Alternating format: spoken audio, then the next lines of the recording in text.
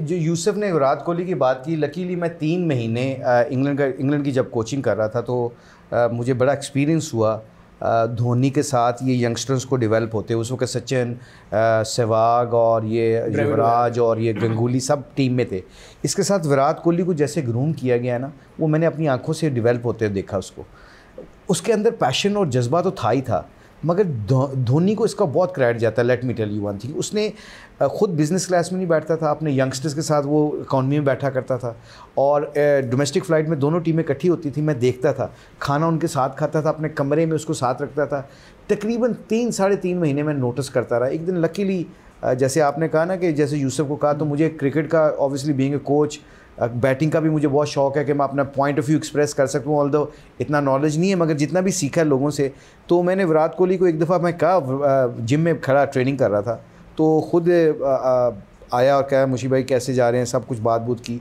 तो मैंने उसको 2-3 चीज़ें बताई थी उस वक्त, और बड़ा smart and he is very good listener also. एम ही नहीं लोग बड़े बन जाते हैं, क्योंकि कहते हैं ना, if you become a good listener, quick learner. और अली रज़ी अल्लाह तआला का कॉल है ना, half of education done if you think you don't know anything, कि आधी एजुकेशन आपकी कंप्लीट हो जाती है if you think you don't know, कुछ नहीं पता आपको। तो विराट कोहली को मैंने कहा कि जो तू पहले 15-20 रन करता है ना, तेरा पाँव जो है ना वो सीधा गिरता है, तो ड्राइव मारते हुए तेरा पाँव गेंद की तरफ नहीं होता है, इसलिए निक लगने के चांस है इवन फ्लैट पिच के ऊपर। अच्छा, वो कह रहा है मुशी भाई बड़ी ज़बरदस्त बड़ी बात की आपने। अच्छा, फिर उसके बाद उसने ना, मैंने देखा कि वो ना फिर शफ़ल करने लग गया, थोड़ा सा शफ़ल करके बॉल को बीच में लेके। अब क्योंकि जब आप शफ़ल करने लग जाते हो, तो जब ये यूसुफ इसको बेहतर तरीके से डिस्क्राइब कर सकता है, जब एज ए बैट्समैन आप शफ़ल करके गेंद को खेल रहे होते हो ना, और आप स्टिल मूवमेंट आपकी चल रही हो, तो फिर आपको आपके ऑफ स्टम्प का नहीं पता चलता, स्पेशली स्विंग जहाँ पे हो रहा हो। तो वो सुन रहा था बात, कहता है it's a very good point Mushi भाई, I will work on it.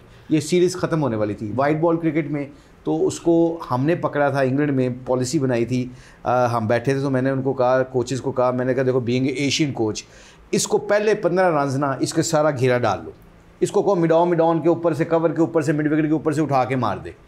नहीं मार सकेगा, क्योंकि इसको डर लगता है। इसको आते ही 2-3 सिंगलें मिलती हैं ना, तो उसका कॉन्फिडेंस लेवल बढ़ जाता है। ये मिड ऑफ के ऊपर, मिड ऑन के ऊपर मार के ना भाग जाता है, ताकि इसको सिंगल मिल जाए। लोग और ऑलरेडी सोचते हैं कि ये बाउंड्री मारेगा।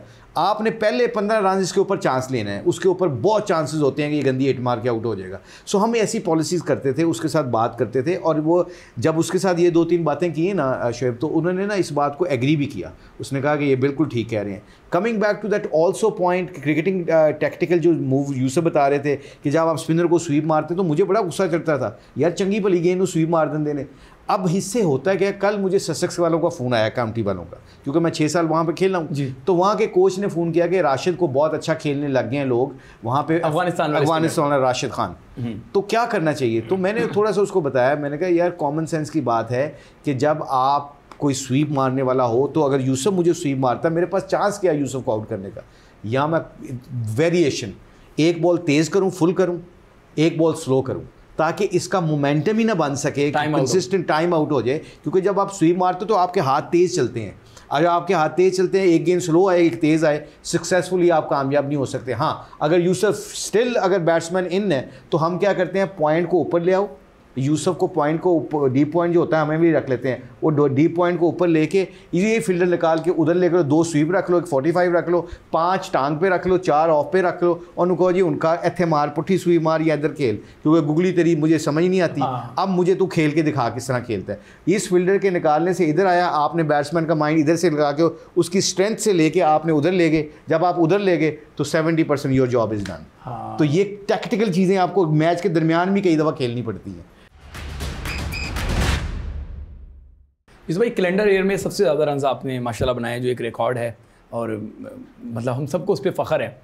आपको लगता है कि बाबर आजम वो रिकॉर्ड तोड़ सकता है, या इस टाइम टीम में, क्योंकि आप उनको कोच भी कर रहे हैं उन लड़कों को, तो आप उनके टैलेंट को देख सकते हैं, या समझते हैं कि अभी वो रिकॉर्ड तोड़ने वाला दमखम नहीं है लड़कों में? नहीं, ऐसी बात नहीं है। देखिए, रिकॉर्ड बनते ही टूटने के लिए, और जिस प्लेयर का रिकॉर्ड अल्लाह ने तोड़वाया, वो तो मेरा मकसद है तोड़ने के बाद भी हम उसके करीब भी नहीं पहुँच सकते, इतना बड़ा प्लेयर है। तो ये रिकॉर्ड बनना टूटना ये गेम का हिस्सा है। लेकिन इसमें कोई शक नहीं कि बाबर आजम जिस तरह खेल रहा है, वो रिकॉर्ड तोड़ सकता है, और खुशी की बात होगी कि एक पाकिस्तानी ही रिकॉर्ड तोड़ेगा। मुझे भाई, इमरान खान पाकिस्तान के साबिक प्राइम मिनिस्टर, आपके कप्तान रहे, वर्ल्ड चैंपियन कप्तान, उनके साथ ईदें गुजरी बड़ी, अगर कोई वाकया आपको याद हो? मुझे याद है कि सिडनी में हम लंबा टूर, 2 महीने का टूर ख़त्म करके वापस आ रहे थे, तो ऐसी सारे भैन भरावां वास्ते शॉपिंग करके आ रहे सी, बैग चुके हुए सी कि कोई साबन लै रहा है, कोई उतना ऑस्ट्रेलियन पता नहीं कि तौलिए लेके जा रहे हैं। उस वक्त यही था कि ऑस्ट्रेलिया की चीज़ें लेके आएंगे। तो जब हम लिफ्ट के अंदर आए तो उधर से देखा इमरान भाई लिफ्ट में बैठे हुए हैं, लिफ्ट से नीचे जा रहे हैं, अपने कमरे में जा रहे हैं, और पसीनों पसीन, एक तो ऐसी पहले लुके, पहले उनके मुँह नहीं शॉपिंग। अब ये उनका मैसेज था। अगले दिन हमारी फ़्लाइट थी, एक दिन भी उन्होंने अपनी ट्रेनिंग को मिस नहीं किया। आपने देखें जो भी पाकिस्तान में इमरान भाई के साथ 2-3 साल क्रिकेट खेला है, वो उसने क्रिकेट में 15-20 साल सर्व किया क्रिकेट को। द रीज़न बिहाइंड दैट, उन्होंने उस प्रोसेस को सिखा दिया उन लड़कों को कि वर्क एथिक्स आपके तगड़े होने चाहिए, आपकी ट्रेनिंग तगड़ी होनी चाहिए, और आप जब क्रिकेट खेलो तो उसमें इतना फोकस हो कि अगर आप 100 करने वाले हो तो 150 को सोचो, 5 विकेटें लेनी है तो 7 का सोचो।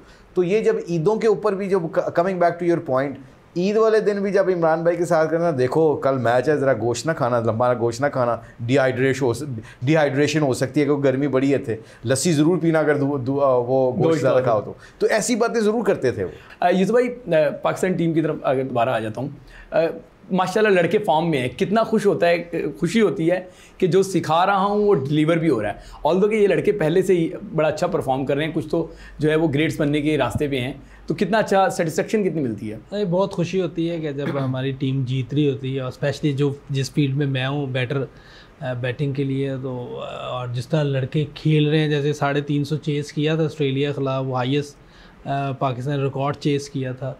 उस सीरीज़ में आप देखेंगे हमारे प्लेयर्स ने 400-500 कर दिए वनडे में, और टेस्ट में भी हमारे सेंचुरीज उनसे ज़्यादा थी अगर आप देखा जाए तो। इससे ज़्यादा खुशी क्या हो सकती है कि जिस फील्ड के आप हैं और उसमें लड़के परफॉर्म कर रहे हैं, इससे ज़्यादा खुशी नहीं हो सकती। और दुआ है कि अल्लाह करे जितने भी प्लेयर हैं हमारे, इससे भी ज़्यादा अच्छा परफॉर्म करें। यूसुफ भाई, हमारा टॉप ऑर्डर परफॉर्म कर रहा है, रिजवान को ले लें, बाबर को ले लें, इमाम आ गया, वो भी ऐड कर रन्स कर रहा है। नीचे के उसमें थोड़ा सा काम हो रहा है, अब्दुल्ला शफी, हाँ अब्दुल्ला को तो इतना मौके नहीं मिल रहे ना टेस्ट में। नीचे मैं ओवरऑल बात कर रहा हूँ, बात ये होती है कि हमारा मिडल ऑर्डर जो है उसमें शायद थोड़ी तवज्जो की ज़रूरत है। एज बैटिंग ऑर्डर की बात कर रहा हूँ। बिल्कुल ठीक कह रहे हैं आप। मिडल ऑर्डर में वनडे में स्पेशली जो हमें वो ज़रूरत है, उसमें मेरा वैसे एक sorry, I am very sorry to cut you Yusuf. नहीं कोई बात। अभी मैं ना कैंप में था यूसुफ के साथ, तो मैंने बड़ा इंप्रेस हुआ यूसुफ की थोड़ी सी ना टेक्निकल चीज़ें पे, खुश दिल के साथ ना एक काम कर रहे थे। अभी यूसुफ ने कैंप लगाया हुआ था बैट्समैनों के लिए। एक स्ट्रेटजी क्या बनाई थी यूसुफ ने कि पहली दफ़ा मैंने ये देखा है कि ये एक नेट इन्होंने स्पिनर्स पे लगा के, जिस स्पिनर्स को मैं मैनेज कर रहा था, बैट्समैन को ये मैनेज कर रहे थे, तो इन्होंने कहा कि जी एक नेट में, हर नेट में एक बैट्समैन यूज़ करेगा फीट, और जाके फीट करके यूज़ के ऊंची नहीं मारेगा, ग्राउंड खेलेगा सिंगलों के लिए। इसमें स्टंप हो जो कोई बात नहीं, मगर you have to do this. वो एक नेट के अंदर सिर्फ स्पिनरों को स्वीपें पड़ रही हैं कि आपने स्वीप मारनी है, रिवर्स स्वीप मारनी है, ये मारनी है। अच्छा, उससे हो क्या रहा है, यूसुफ के बैट्समैन तो सिंगलें ले रहे हैं, इसकी बड़ी अच्छी फिलॉसफी है, बड़ी स्ट्रेटजी है कि मैच में तो निकल के सिंगल भी लेनी पड़ेगी, यहाँ पे स्वीप भी मारनी पड़ेगी। अब इसको वो प्रैक्टिस अपने बैट्समैनों की करा रहा था, और बॉलर्स को, हमारे स्पिनर्स को फ़ायदा हो रहा था कि जो बंदा आपको स्वीप मारे उसको कौन सी लेंथ, कैसी वेरिएशन करनी है। तो सॉरी यूसुफ, मैं वो याद करा दिया मैंने कहा।